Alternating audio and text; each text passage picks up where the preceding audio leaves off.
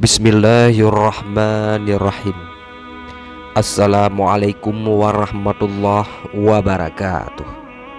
Kembali lagi di channel Al-Haqqul Islam. Pada kesempatan ini kita akan membahas detik-detik wafatnya Rasulullah. Beliau tinggalkan dua wasiat ini.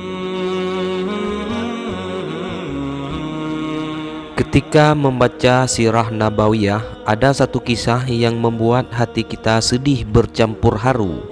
Sebagaimana manusia, baginda Nabi Muhammad sallallahu alaihi wasallam juga merasakan dahsyatnya sakratul maut.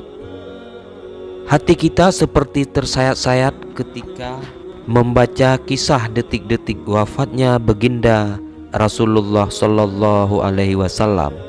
Tak cuma penduduk Madinah yang gempar, para malaikat dan alam semesta juga berduka menyaksikan wafatnya Nabi yang juga suri teladan umat manusia.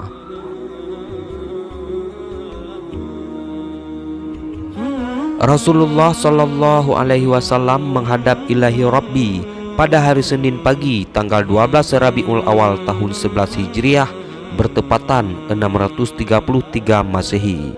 Beliau wafat pada usia 63 tahun, lebih 4 hari. Isyarat dekatnya ajal Rasulullah dimulai ketika beliau beriktikaf selama 20 hari di bulan Ramadan tahun 10 Hijriah. Sebelum ajal menjemput, beliau memang sakit sampai tidak bisa mengimami salat jamaah di masjid. Hingga pada suatu hari datanglah malaikat maut bertamu ke rumah beliau untuk mengambil roh Rasulullah yang mulia. Kedatangan tamu itu sebenarnya ditolak oleh putri tercinta Sayyidah Fatimah Az-Zahra radhiyallahu anha. Tetapi setelah Rasulullah sallallahu alaihi wasallam menjelaskan bahwa yang datang adalah malaikat maut, akhirnya Fatimah mempersilakan masuk. Malaikat maut datang menghampiri. Rasulullah menanyakan kepada malaikat, Jibril tidak ikut menyertainya. Kemudian dipanggillah Jibril yang sebelumnya sudah bersiap di atas langit dunia menyambut roh kekasih Allah dan penghulu dunia ini. Ketika Jibril datang ke hadapan Rasulullah sallallahu alaihi wasallam, beliau berkata, "Ya Jibril, jelaskan apa hakku nanti di hadapan Allah?" Tanya Rasulullah dengan suara yang lemah. "Pintu-pintu langit telah terbuka, para malaikat telah menanti ruhmu, semua surga terbuka lebar menanti kedatanganmu," kata Jibril. Tapi itu ternyata jawaban itu tidak membuatkan Rasulullah lega. Mata beliau masih penuh kecemasan. "Apakah engkau tidak senang mendengar kabar ini?" tanya Jibril lagi. "Kabarkan kepadaku bagaimana nasib umatku kelak," ucap Rasulullah. "Jangan khawatir, wahai Rasulullah. Aku pernah mendengar Allah berfirman kepadaku, kuharamkan surga bagi siapa saja, kecuali umat Muhammad telah berada di dalamnya," kata Jibril. Detik-detik semakin dekat, saatnya malaikat maut menjalankan tugasnya. Perlahan ruh Rasulullah ditarik. Nampak seluruh tubuh Rasulullah sallallahu alaihi wasallam bersimbah peluh. Urat-urat lehernya menegang. "Jibril, betapa sakit sakratul maut ini," ucap beliau. Perlahan Rasulullah sallallahu alaihi wasallam mengaduh. Putri tercinta Fatimah pun hanya bisa terpejam. Sementara Sayyidina Ali radhiyallahu anhu hanya yang di sampingnya menunduk semakin dalam, dan Jibril memalingkan wajahnya.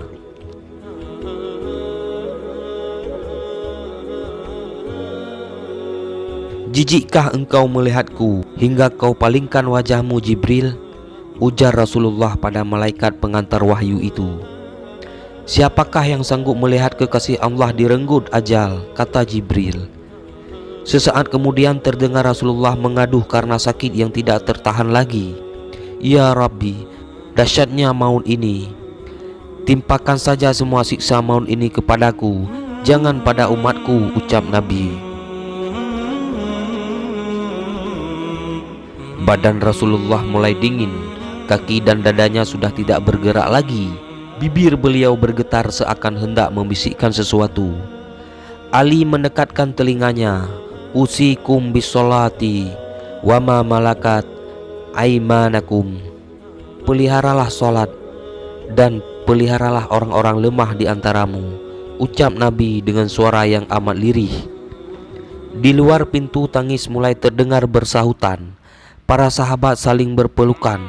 Sayyidina Fatimah menutupkan tangan di wajahnya, dan Ali kembali mendekatkan telinganya ke bibir Rasulullah yang mulai kebiruan. Ummati, ummati, ummati. Dan berakhirlah hidup manusia paling mulia Rasulullah Muhammad sallallahu alaihi wasallam.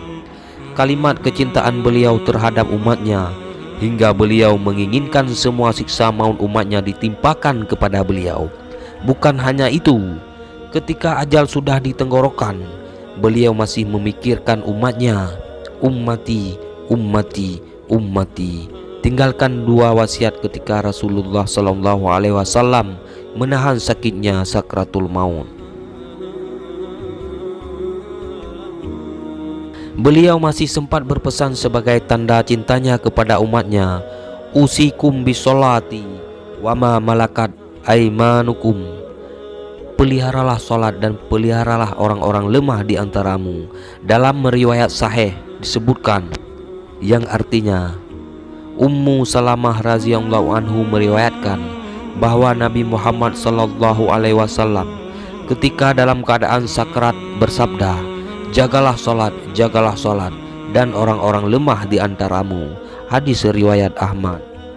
Betapa sayangnya Rasulullah sallallahu alaihi wasallam kepada kita, hingga beliau menekankan agar tidak meninggalkan dua perkara di atas.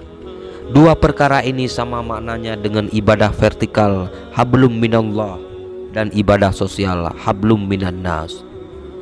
Salat merupakan kewajiban yang diperintahkan oleh Allah Ta'ala, sedangkan menjaga orang-orang lemah adalah ibadah mulia agar tidak berlaku zalim kepada sesama. Adakah cinta kita sama besarnya seperti kita mencintai Rasulullah sallallahu alaihi wasallam sebagai umatnya? Apa yang telah kita perbuat untuk beliau yang setiap malam mendoakan umatnya? Bukankah beliau telah mengajarkan kita tauhid dan kasih sayang Allah?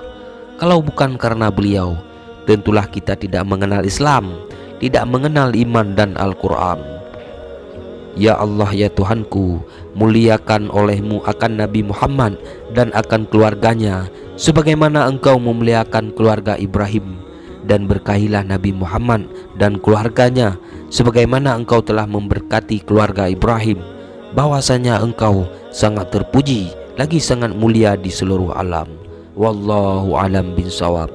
Wassalamualaikum warahmatullahi wabarakatuh.